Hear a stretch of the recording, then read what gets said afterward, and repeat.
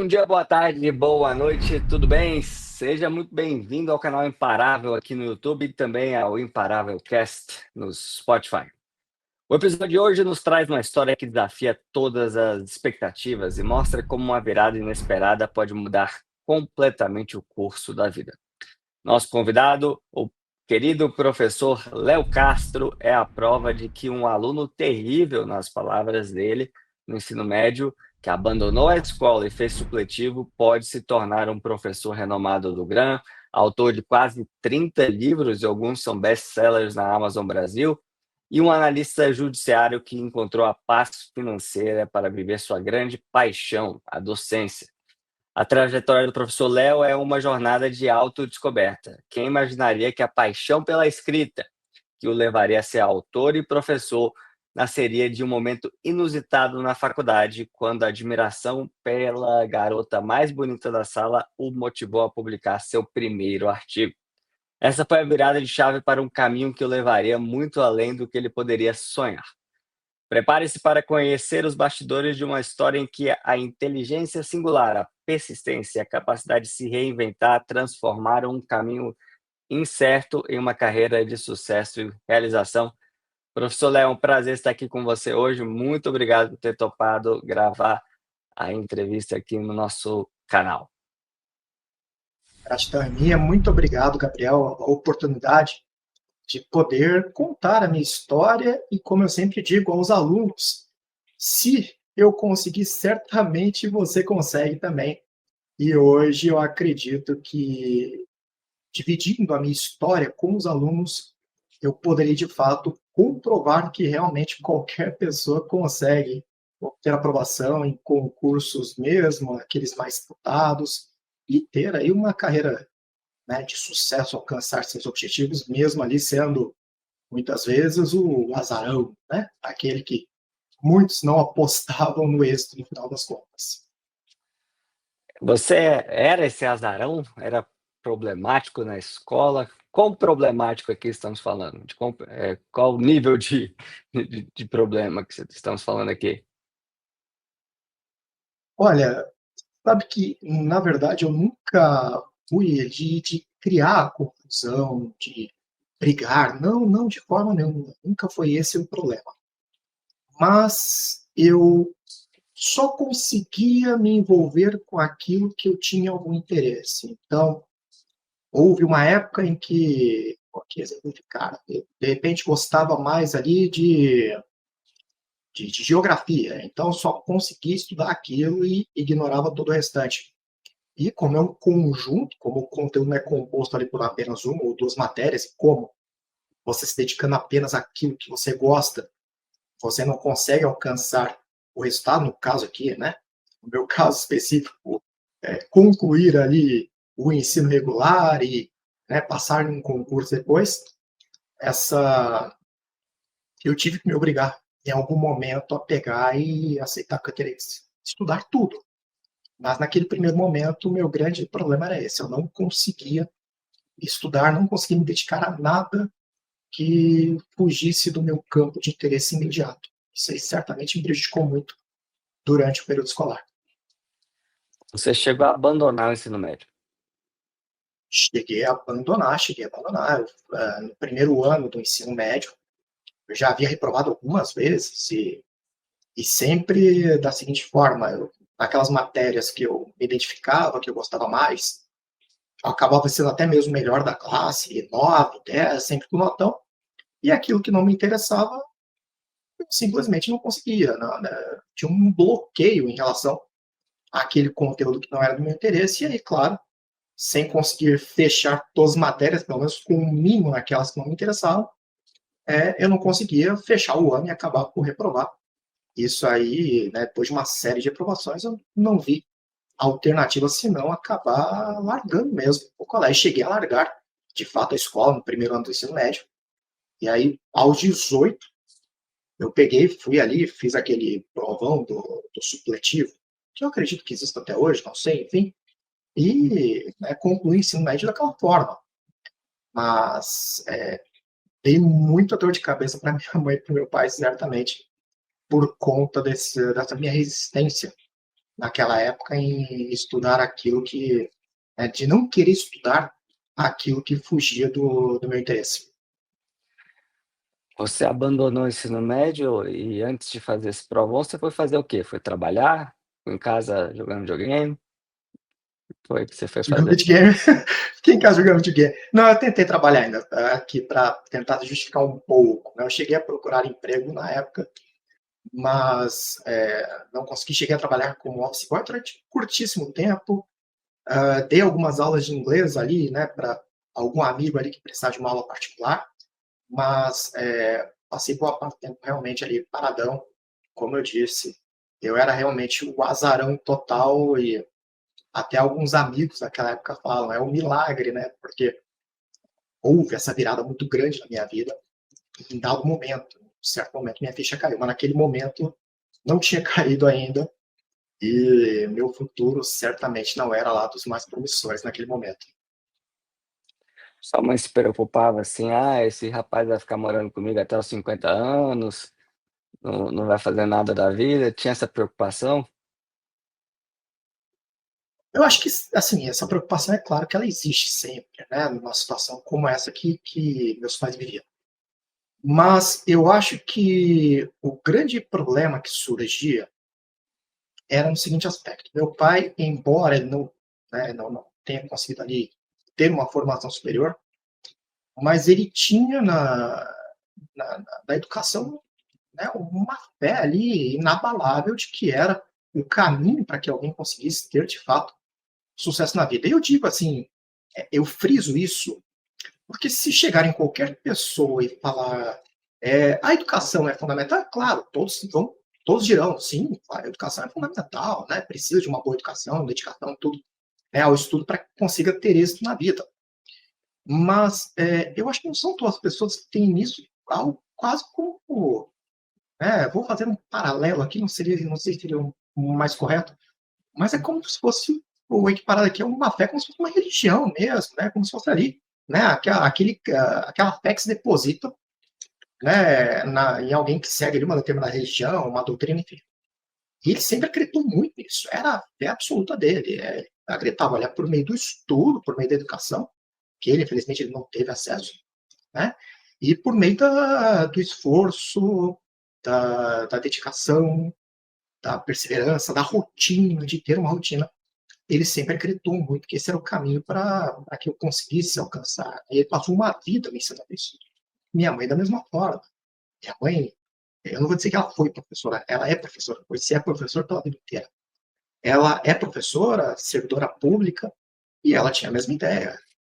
Veio de uma família pobre, ela via na educação, via ali na dedicação, no esforço, na perseverança, e nessa busca diária ali pelo objetivo, ela via também como o único caminho para a transformação de fato.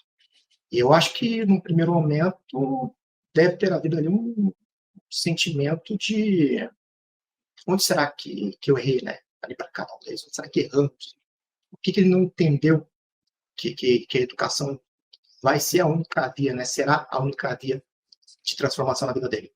Eu acho que talvez uma certa decepção naquele momento eles devem ter vivido. Quando é que a chave virou? Quando eu fiz o supletivo, ah, não havia virado. Foi meio que uma justificativa. Eu falei, poxa, mas até para arrumar um emprego, no mínimo ali, né, eu preciso ter pelo menos um ensino médio. Como já havia concluído o ensino médio, fiz o vestibular para direito, passei. E aquela coisa, eu me dedicava, da mesma forma como sempre fiz na vida, né, até aquele momento. Eu me dedicava àqueles assuntos que eu gostava, então, assim, aqueles temas que eu tinha ali uma identificação maior, eu me destacava na turma com muita facilidade, e aquilo que eu não gostava, eu me afastava e quase cheguei a reprovar algumas vezes. E foi assim, eu meio que chegou um dado momento que eu comecei a meio que aceitar que não era para mim uma vida de sucesso, assim, autoestima nenhuma, zero. Embora assim eu soubesse que se eu ali me dedicasse a qualquer coisa eu conseguiria ter êxito, mas me faltava força, me faltava essa vontade. E aí eu me coloquei naquele papel do loser total, sabe? Eu vesti essa carapuça e falei, bom, esse sou eu. Aí eu me recordo, aí veio a história da moça, a moça mais bonita da sala, que foi ali ponta virada, né? Foi o começo ali de tudo. De fato, havia uma moça na minha turma, que era ali a moça mais bonita da classe, e tinha um rapaz que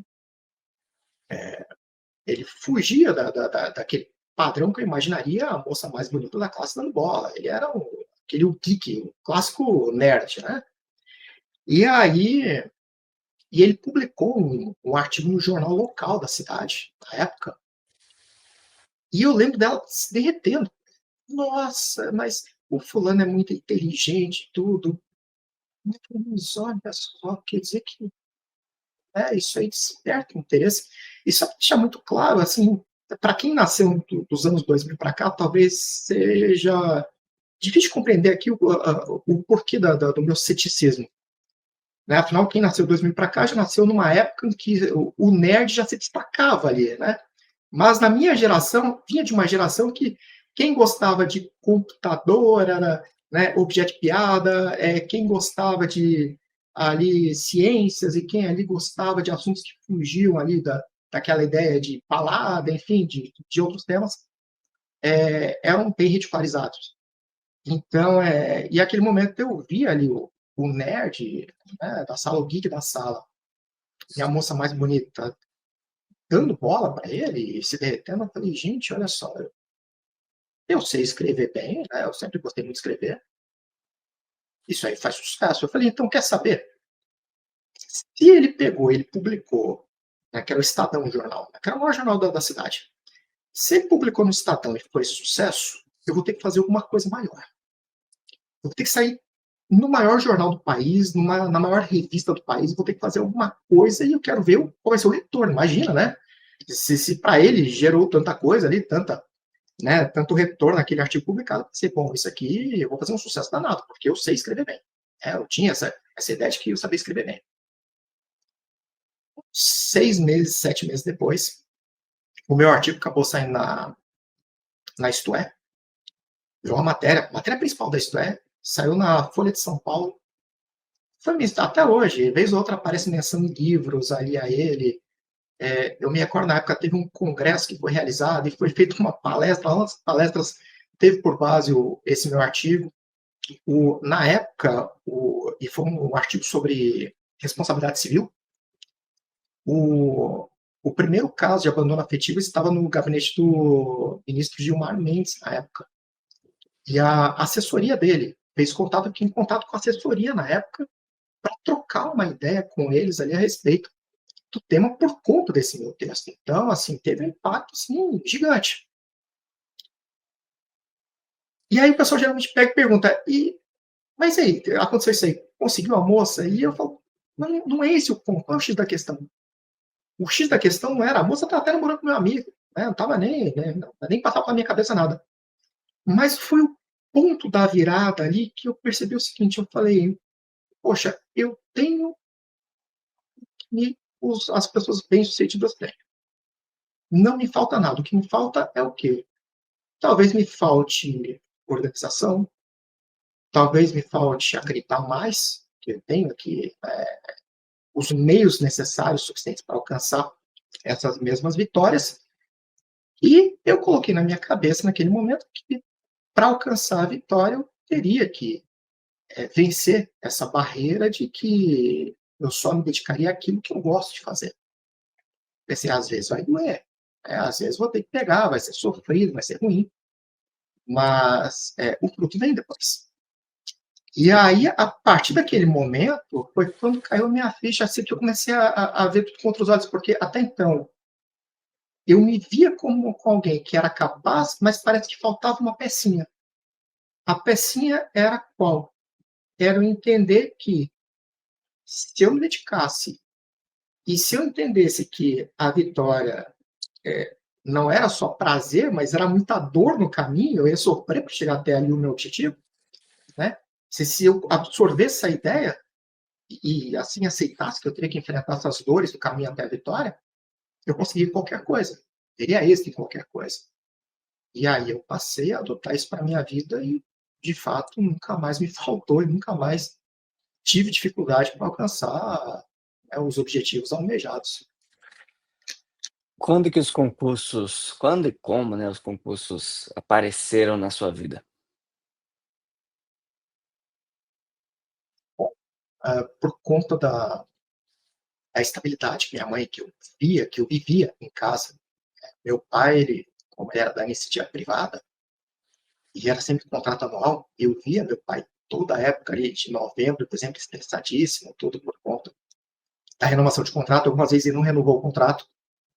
E eu via na Seu minha pai mãe ali trabalhava uma. com obras, né, então, às vezes tinha Isso, obra, às isso, vezes não tinha, isso exatamente. deixava ele estressado e não ti é. Imagine que dois filhos ali, as contas que todos têm, imagina você com um contrato que vence a cada 12 meses. Então, provavelmente isso aí deve ter impactado muito em relação à qualidade de vida, porque imagina, a cada 12 meses vem um fantasma do desemprego de novo, né? E minha mãe, por outro lado, eu sempre vi ali ela segurando as pontas quando a coisa apertava, né? Quando meu pai não conseguia um contrato, ou ali nos períodos mais difíceis, ela sempre ali com a renda fixa caindo na conta, e não via vendo esse estresse que meu pai vivia. Eu falei, bom, é a melhor alternativa, né, para que eu tenha aqui essa tranquilidade da minha mãe. E mais que isso, eu via no serviço público a possibilidade de alcançar dois dos meus maiores sonhos de vida, desde sempre. Eu sempre tive muita vontade de viajar pelo mundo, sempre, foi um desejo desde criança, eu fantasiava com isso. E eu via como um meio necessário para que eu conseguisse ali alcançar a docência, para que eu pudesse virar professor. Porque eu sabia que para chegar, né, até onde cheguei, eu cheguei no maior custo do país. Eu sabia que para chegar até aqui, se não tivesse uma renda para segurar ali as pontas, seria muito difícil. Provavelmente eu teria abandonado no meio do caminho, essa caminhada. Então, eu pensava nessa renda fixa e foi onde entrou o concurso público, que foi a minha primeira aprovação para analista, que foi o cargo que eu acabei me mantendo depois, até hoje.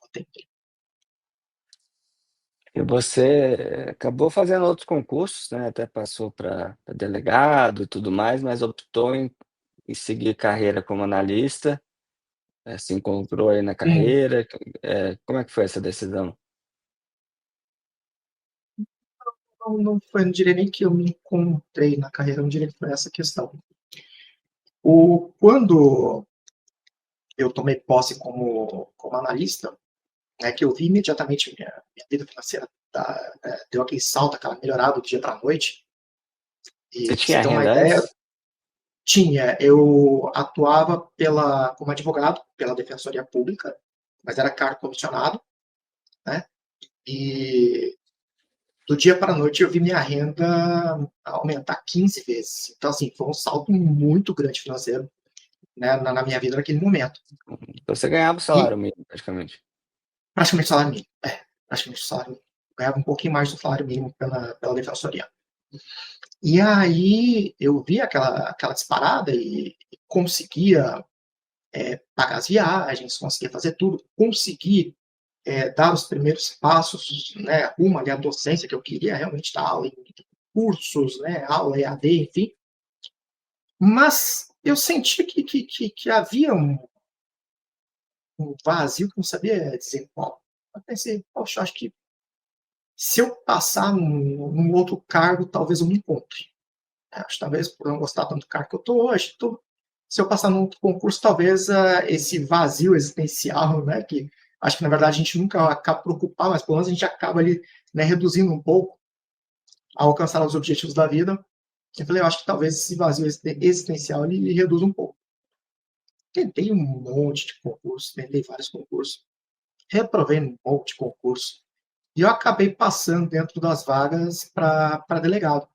Em 2014, delegado da Polícia Civil, e demorou 4 anos para chamar.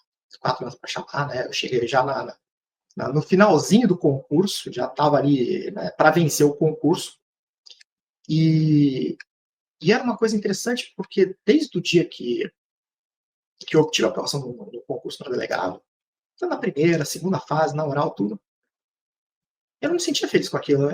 Eu não sei, eu me sentia até culpado, porque tinha tanta gente que sonhava com aquele cargo e eu não conseguia, né, sentir alegria naquilo. E aí, 4 anos depois, eu aguardando essa posse, né, eu, na minha cabeça, não, talvez quando tomar posse como delegado, talvez venha essa, né, essa felicidade que eu estou esperando aí, né, por conta dessa aprovação. Eu me acordo até hoje, no dia que saiu para que eu fosse para a Cadepol, né, que era ali a última fase para pegar e tomar posse, o, o rapaz que estava 2 vagas atrás de mim no concurso, Cícero, ele até assumiu. Na verdade, todos nós que passamos na última fase na oral, todos foram chamados, né? E aí eu fui dos poucos que não quis assumir. Aí o Cícero, que estava 2 vagas atrás de mim, e hoje ele acabou assumindo como delegado, e ele é apaixonadíssimo pela carreira, ele pegou e me ligou, eu tava na Times Square. Naquele exato instante eu estava na Times Square. E eu lembro que ele pegou e ele me ligou e falou bem assim, Léo, olha, eu tenho uma surpresa aqui para você, uma notícia que você vai enlouquecer. Saiu aqui para que você vá para a Cadepol. E aí, finalmente, vai assumir como delegado e assumir o cargo. Não veio a alegria, né? Não veio, te juro. Na hora não me veio, assim, nada, um vazio completo. Falei, gente, o que está acontecendo? Aí eu falei, poxa, tá bom, obrigado, Cícero. Aí eu peguei, sentei na Times Square, eu fiquei parado ali, fiquei pensando, tipo, o que está acontecendo? Né? Passei para delegado, né? É um cargo que muita gente quer, é um cargo que tem status, né? Tem esse respeito pela sociedade, aquela coisa toda. Eu falei, o que está me faltando afinal? Eu pensei, bom, financeiramente a coisa está muito bem. Eu consegui, assim, muito bem, porque assim, eu consegui fazer minhas viagens, tudo que era o que eu queria naquele momento. E a docência, eu continuava aquela busca pela docência, que já se arrastava há muito tempo, mas eu já estava meio que deixando de lado, tudo isso aí me causava muito mal. Né? E aí eu comecei a juntar as pontas, eu falei, putz, a questão não é material, a questão não é ali status, não é nada disso. Foi quando eu percebi que o grande vazio que eu tinha era o que hoje eu chamo de legado.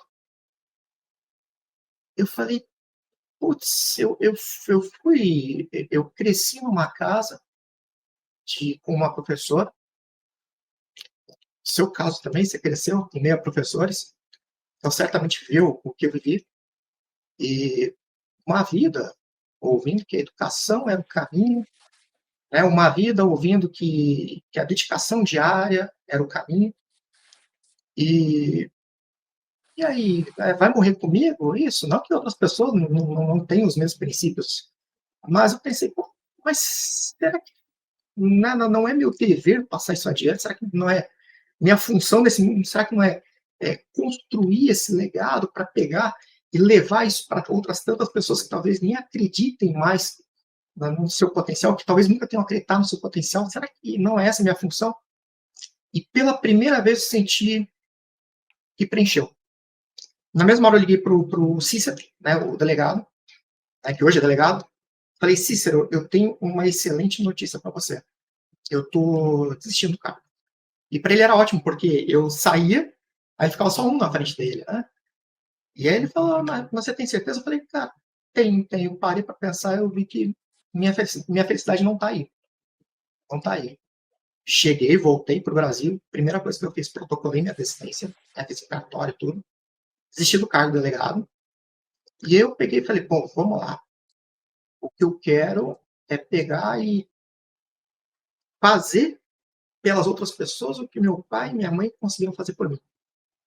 Construir essa trilha para alcançar os seus objetivos, né, não materiais, mas satisfação profissional, enfim. Eu falei, bom, é isso que eu quero, é isso que eu quero para a vida. Imediatamente eu fiz o quê? Voltei, assisti do cargo, peguei, pedi licença-prêmio, pedi tudo que tem imaginar de férias que eu tinha acumulado pelo 3J, tudo. Me afastei um ano do tribunal, de tudo, e passei um ano construindo relações no meio da docência, publicando mais livros, tudo. E aí foi quando deu certo. Aí foi quando deu certo, e finalmente aí eu senti, bom, agora eu tô no meu caminho. E aí, cada vez que vem um aluno procurando Instagram, hoje, principalmente Instagram, Léo, eu, tá numa situação de desemprego e passei, tomei posse, tô lá, comecei a trabalhar aqui agora por conta daquilo que você falou naquela aula, quando você contou a tua história, que você era ali o perdedor da turma, e você viu que, né, se seguisse ali diariamente aqueles pequenos esforços diários que são, muitas vezes são dolorosos, né? Você estudando alguma coisa que você não gosta, tudo, acordando cedo, e cada vez que vem alguém procurando no Instagram, e fala, Léo, eu passei, deu certo, você falou era verdade, é um tijolinho a mais que vai preenchendo aquele grande vazio existencial, que eu faço uma referência a esse vazio existencial, esse grande vazio que eu sempre senti a vida inteira, e eu não sabia o que era, e hoje eu sei. É esse legado. Então, é o que eu busco acima de tudo. É construir esse legado e fazer com que eu possa, ao longo da vida, claro, enquanto eu tiver saúde, que eu possa, o máximo possível, ajudar alunos e fazer com que as pessoas consigam mudar de vida. Muito, muito forte essa percepção que você tem.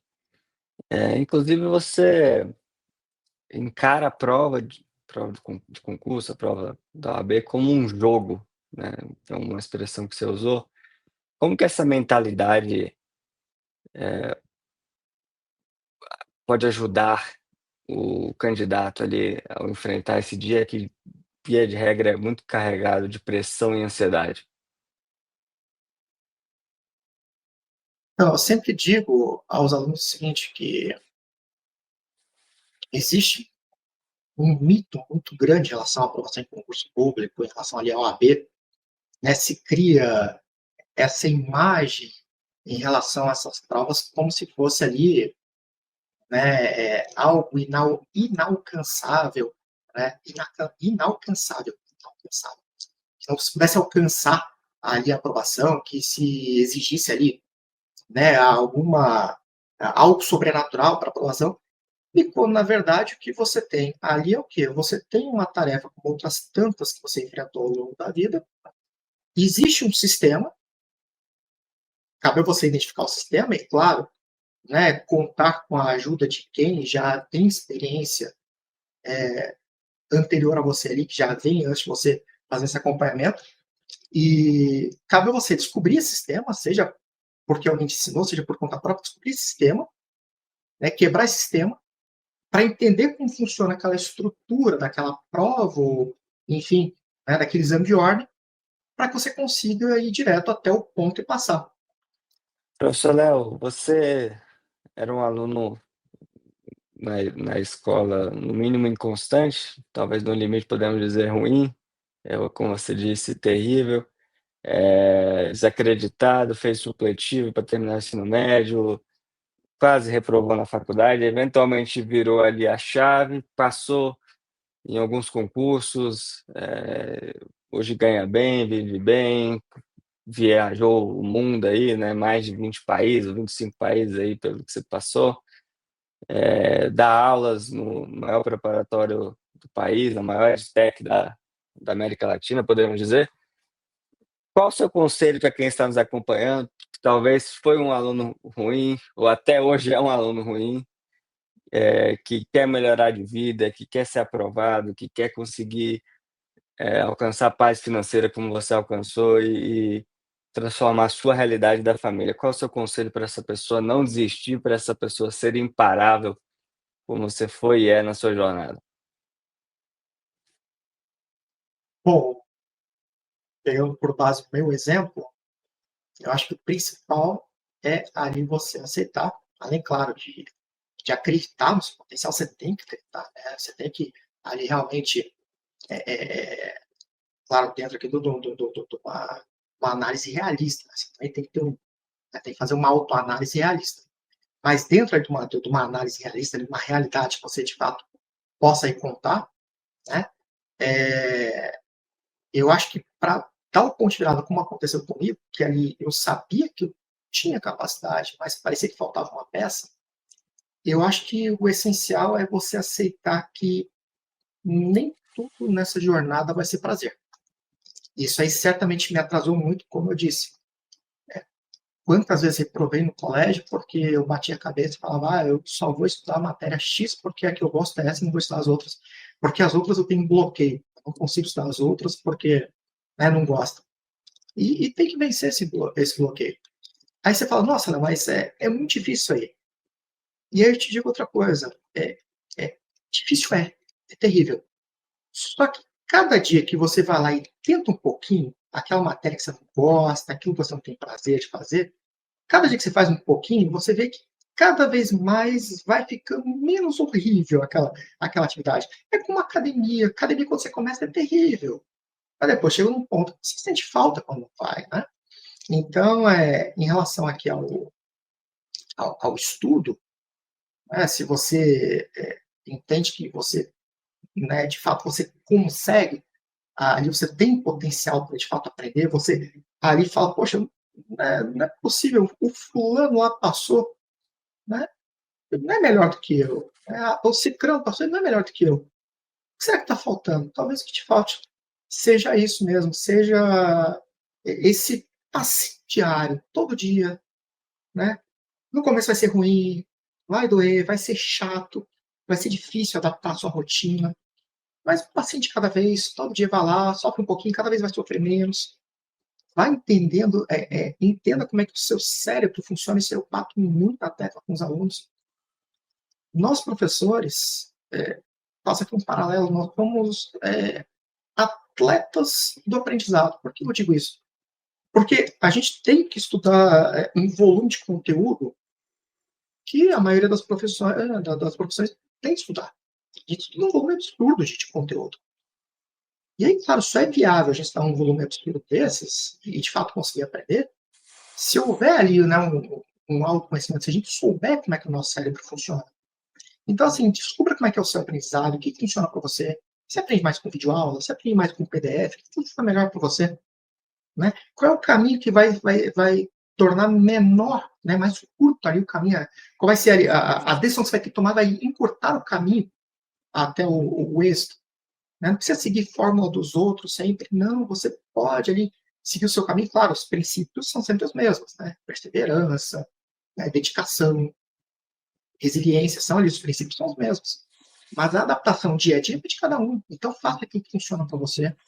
Né? Veja o que está te atrasando, como meu caso, me atrasava. Era o quê? Era essa resistência a não querer estudar o que eu não gostava. Veja o que está falhando para você, o que está faltando. E todo dia pensa um pouquinho. Pensa um pouquinho. Isso está te fazendo mal? O que é o impeditivo? Pensa todo dia um pouquinho. Você vai ver que vai chegar um ponto que esse problema ele vai sair da sua vida e aí você vai chegar até o seu objetivo, seja aí a aprovação de concurso, seja o que for. Certamente você vai conseguir ter êxito no final das contas.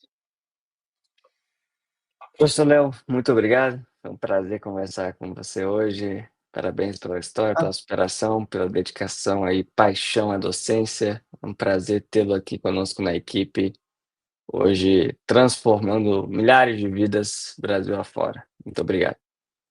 Obrigado, valeu. Grande abraço, pessoal. Qualquer coisa, contem comigo. Valeu, tchau, tchau.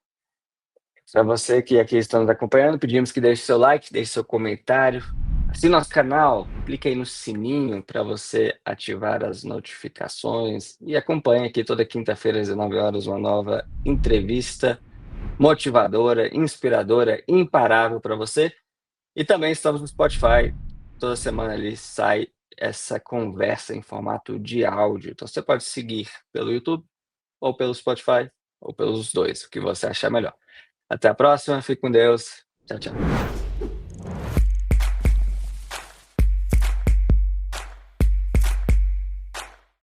Você quer assistir a conversas como esta, inspiradoras de imparáveis que conquistaram seus sonhos e passaram por desafios muito, muito grandes?